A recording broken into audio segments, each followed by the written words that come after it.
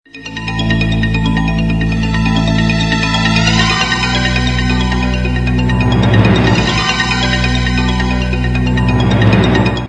भी हकीकत यह है कि अगर एक आदमी 20 किलोमीटर पीछे खड़ा है और एक आदमी 20 किलोमीटर आगे खड़ा है तो उन दोनों लोगों के बीच में प्रतियोगिता नहीं हो सकती। इसलिए आरक्षण जरूरी है कि जो 20 किलोमीटर पीछे खड़ा है उसको पहले बराबर में लाओ और जब वो बराबरी पे आ जाए तब दौड़ की प्रतियोगिता कराओ, देखो कितने आगे भाग के दिखाएगा। लेकिन अब बात इससे आगे निकल चुकी है। प्रोफेसर रतन लाल जी बैठे हैं। वैकेंसी कैसे निकलती है विश्वविद्यालय में? एक पोस्ट आरक्षण नहीं मिलेगा। विभाग है सरकारी, रेल का, steel authority of India limited, coal India limited, तमाम पब्लिक सेक्टर, सारा कुछ बेचने पे लगी हुई है सरकार। आपको जान के हैरानी होगी कि हिंदुस्तान की पहली सरकार है मोदी जी की सरकार, अपने आप को देशभक्त कहने वाली सरकार, अपने आप को राष्ट्रवादी कहने वाली सरकार। और यह सरकार जो अपने आप को देशभक्त कहती है वो सरकार बजट लाती है 6.5 लाख करोड़ रुपए देश की संपत्तियां बेचकर हम अर्जित करेंगे। क्या है बजट इनका? कह रहे हमारे पास खाने को नहीं है, हम घर का दरवाजा बेचेंगे, घर का सोफा बेचेंगे, घर की फ्रिज बेचेंगे और फिर हम लगाएंगे भारत माता की जय। अरे भारत माता की जय ऐसे नहीं होगी। भारत माता की जय होगी भारत की संपत्तियों को बढ़ाओ, और जो लोग संपत्ति बाप दादा की बेचने का काम करते हैं वो कपूत कहलाते हैं, सपूत नहीं कहलाते। मोदी जी आप भारत की संपत्ति बेच रहे हैं, रेल बेच रहे हैं, सेल बेच रहे हैं, कोल बेच रहे हैं, बीपीसीएल बेच रहे हैं, एलआईसी बेच रहे हैं, सड़क बेच रहे हैं, स्टेडियम बेच रहे हैं, पूरा हिंदुस्तान बेच रहे हैं। जब आप सारी सरकारी संस्थाओं को बेच देंगे, सरकारी नौकरियां रहेंगी ही नहीं, तो आरक्षण किस बात का मिलेगा? प्राइवेट कंपनी किसकी है? मोदी जी के मित्रों की है। और मोदी जी के मित्रों को कितना कर्जा मिला है आपको मालूम है? अंदाजा लगाइए कितना अधिक सोच सकते हैं आप लोग? शायद सोच नहीं पाएंगे आप। मोदी जी ने अपने चंद पूंजीपति मित्रों का 11 लाख करोड़ रुपए माफ किया है। 11 लाख करोड़ रुपए। जीरो लगाते लगाते थक जाओगे आप। उनका एक सबसे करीबी दोस्त है जिसका नाम है अडानी, उसकी कुल संपत्ति है 10 लाख करोड़ रुपए की, 10 लाख करोड़ रुपए की। और उसके ऊपर कुल कर्जा मालूम है कितने? उसका नाम अभी बिल गेट्स से ज्यादा अमीर लोगों की सूची में आ गया। इतना कर्जा दिया है मोदी जी ने, अगर आरपी सिंह जी को भी इतना कर्जा दे दे तो ये भी बिल गेट्स से ज्यादा अमीर हो जाएंगे। कितना कर्जा दिया मालूम है? 2.5 लाख करोड़ रुपए। 2.5 लाख करोड़ रुपए। यहां बैठे हैं इतने सारे लोग। आपको अगर भाई बैंक से 2.5 लाख रुपए का कर्जा लेना है, 365 कागज आपसे मांगे जाएंगे। खतौनी लेके आओ, प्रमाण पत्र लेके आओ, इनकम सर्टिफिकेट लेके आओ, ये सर्टिफिकेट लाओ, वो सर्टिफिकेट लाओ। और अडानी को 2.5 लाख करोड़ रुपए का कर्जा। आप 10,000 20,000 रुपए बाकी होते हो तो आपको हवालात में बंद कर दिया जाता है। तहसीलदार आता है, कहता है आपका 20,000 रुपए बाकी है बैंक का, चलो थाने में। 20,000 करोड़ लेके नीरव मोदी मेहुल चौकसी भाग गया। 9,000 करोड़ लेके विजय माल्या भाग गया। और 6,000 करोड़ रुपए लेके नितिन संदेशरा भाग गया। और एक बहुत सुंदर सी फोटो भी आई थी। किसकी फोटो आई थी? ललित मोदी की फोटो आई थी। देखा था कि नहीं आप लोगों ने? बढ़िया सुंदर सी फोटो उसने अपनी डाली और भारत की सरकार को चिढ़ाया। 3000 करोड़ रुपए लेके भाग गया, 3000 करोड़ लेके, 3000 करोड़ लेके। आपके बच्चों के लिए, स्कूल के लिए पैसा नहीं सरकार के पास। देश की शिक्षा का बजट है 2%। आपके बुजुर्गों के लिए, स्वास्थ्य के लिए पैसा नहीं, स्वास्थ्य का बजट है 2%। आपके खिलाड़ियों के लिए सरकार के पास पैसा नहीं। पूरे हिंदुस्तान का बजट है 3000 करोड़ रुपए, यानी कि जितना पैसा ललित मोदी अकेले लेके भाग गया, 130 करोड़ हिंदुस्तानियों के खेल का बजट है 3000 करोड़। सोचो जरा, उसका 3 गुना पैसा, जो पूरे देश का खेल बजट है, उसका 3 गुना पैसा लेके भाग गया विजय माल्या।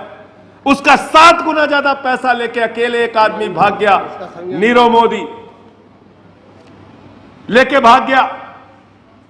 और इसलिए साथियों और दोस्तों, आज मैं ये कहना चाहता हूं कि हम सब लोगों को इन आर्थिक सवालों पर भी आवाज उठानी पड़ेगी। अगर निजीकरण की प्रक्रिया इतनी तेजी के साथ आगे बढ़ती रहेगी तो कोई सरकारी संस्थान नहीं बचेगा, कोई आरक्षण नहीं बचेगा।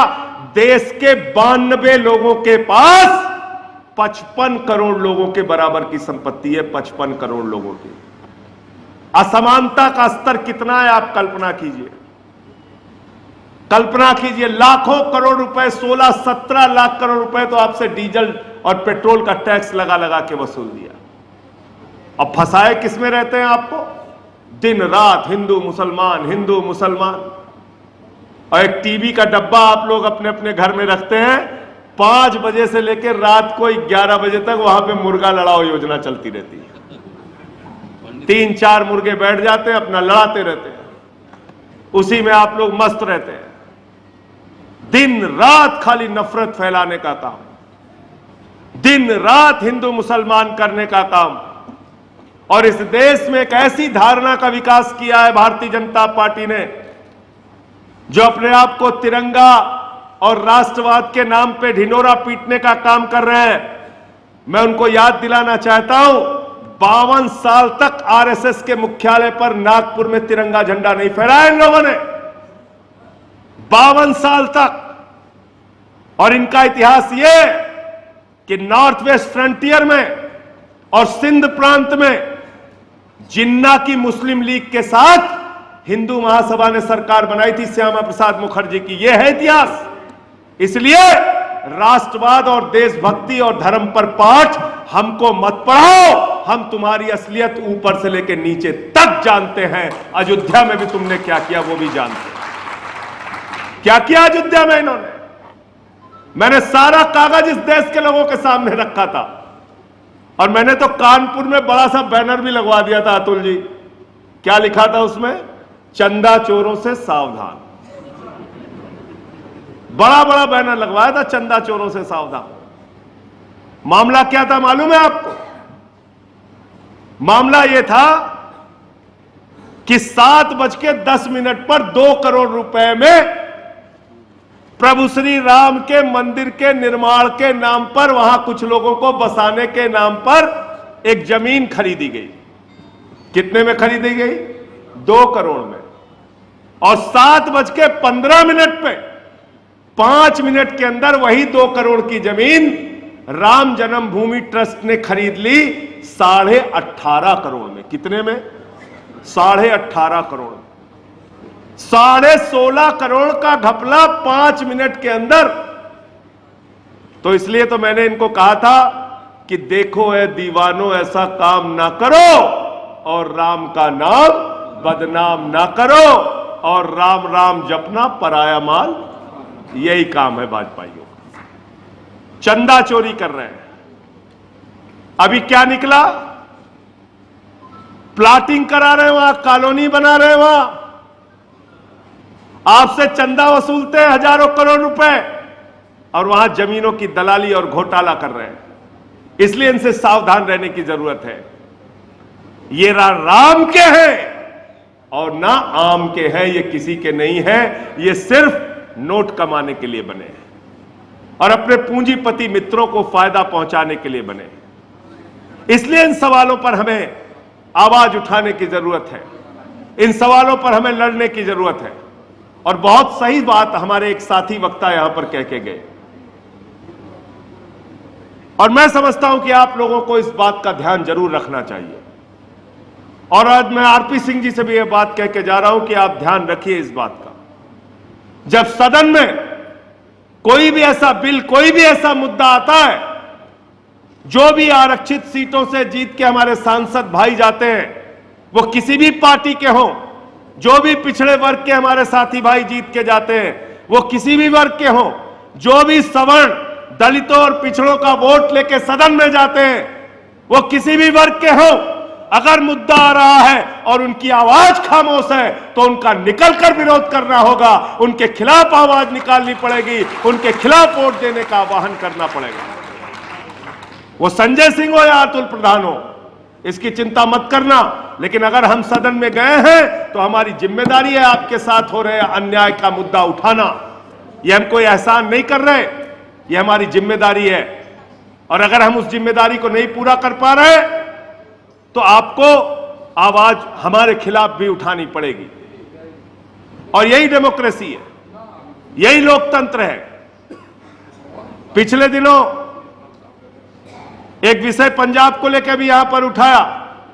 मैं चाहूंगा आरपी सिंह जी, ये सभा समाप्त होने के बाद या कल या जब भी आपके पास विषय, आपके पास समय हो, आप आइए, मैं आपके साथ चल के पंजाब के मुख्यमंत्री से मिलूंगा और उस मुद्दे पर आपके लिए साथ चल के बात करूंगा।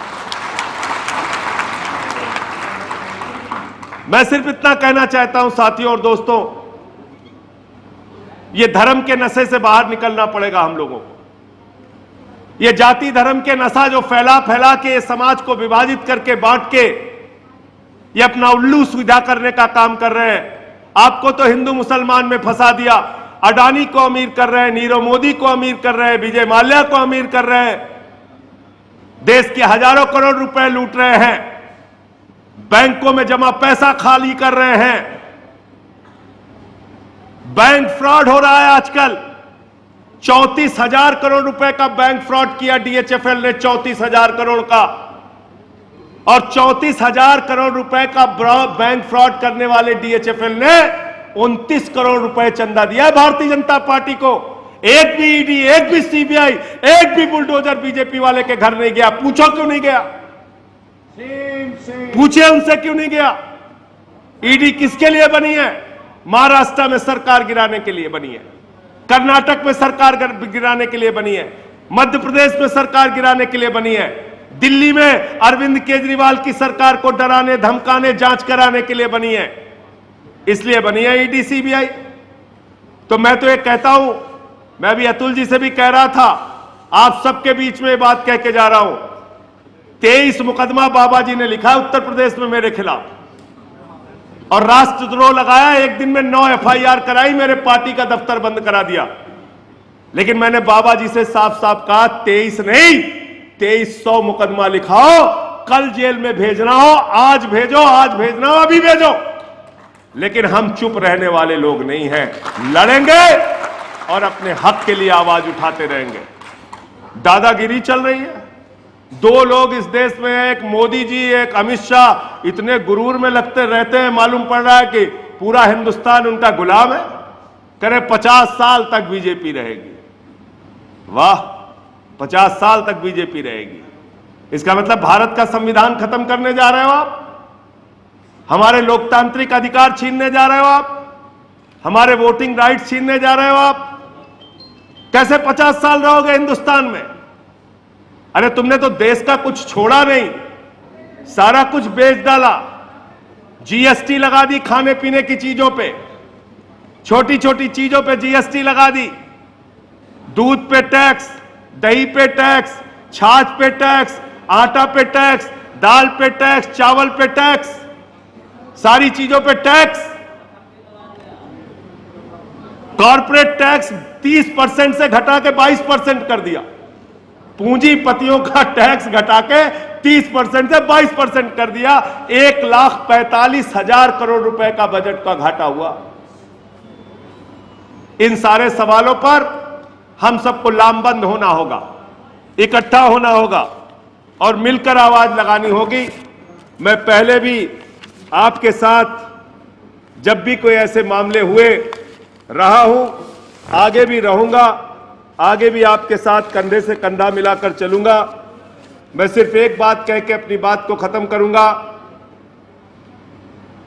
जो बात अतुल प्रधान जी ने भी कही, पूर्व सांसद अदीप साहब भी कह के गए, हाथ जोड़कर आप सबसे एक ही प्रार्थना है, इस बात से खुश मत होइए कि मुसलमानों पे बुलडोजर चल रहा है, ये उजाड़े जा रहे हैं, ये बर्बाद किए जा रहे हैं, क्योंकि नंबर आपका भी आएगा, नंबर हमारा भी आएगा। कोई बचेगा नहीं जो इनके खिलाफ बोलेगा। प्रोफेसर रतन लाल का भी नंबर आएगा, संजय सिंह का भी नंबर आएगा, अतुल प्रधान का भी आएगा, सबका आएगा नंबर। खुश मत होइए, ये अपने हिसाब से चलाते हैं बुलडोजर, अपने हिसाब से बुलडोजर चलाते हैं।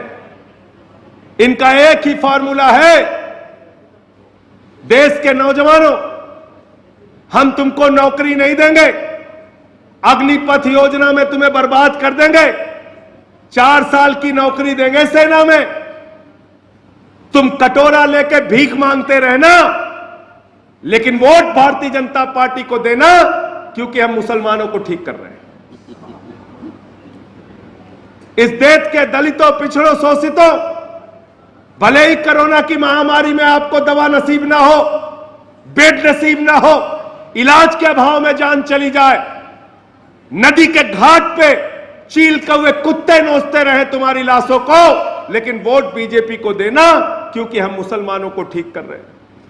व्यापारी भाइयों, भले ही आपका व्यापार बर्बाद हो जाए, भले ही जीएसटी के चक्कर में इस दफ्तर से उस दफ्तर घूमते रहना, बर्बाद हो जाना, लेकिन वोट बीजेपी को देना, क्योंकि हम मुसलमानों को ठीक कर रहे हैं। माताओं बहनों, महंगाई के कारण भले तुम्हारे घर का चूल्हा ना जले, भले तुम्हारे बच्चे को अच्छी शिक्षा ना मिले, भले ही तुम रोटी ना पाना, लेकिन वोट बीजेपी को देना, क्योंकि हम मुसलमानों को ठीक कर रहे हैं। यह जो इनका फार्मूला है, मुसलमानों को ठीक करते करते इन्होंने पूरे हिंदुस्तान का बेड़ा गर्क कर दिया। इनके चक्कर में मत पड़ना। जब भी ऐसे सवाल लेके आए, इनसे पूछना हमारे आरक्षण का क्या हुआ, बाबा साहब के सपने का क्या हुआ, बाबा साहब के लिखे गए संविधान का क्या हुआ, उस संविधान में दिए गए अधिकार का क्या हुआ, क्योंकि ये देश किसी नरेंद्र मोदी और योगी के फरमान से नहीं चलेगा। ये देश चलेगा तो बाबा साहब डॉक्टर भीमराव अंबेडकर के संविधान से चलेगा।